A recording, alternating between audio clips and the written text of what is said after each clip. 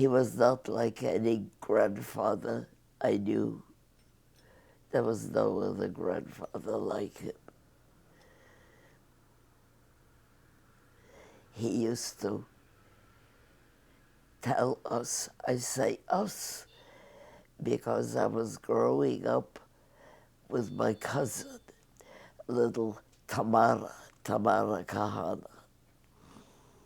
He had the two granddaughters while he lived. We were the only ones.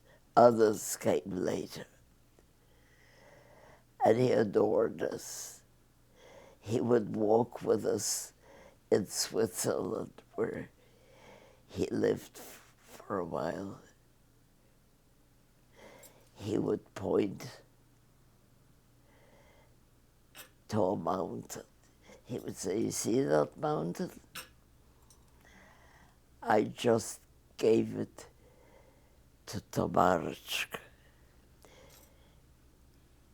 You see this wood? Making a present of it to Bel. So we were delighted. He gave us these wonderful presents. He liked for me to hold on to his hand as we walked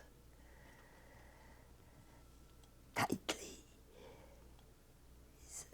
The tighter you squeeze my hand, the better I write. So I take upon myself the credit if you enjoy his works, because I held on very tight.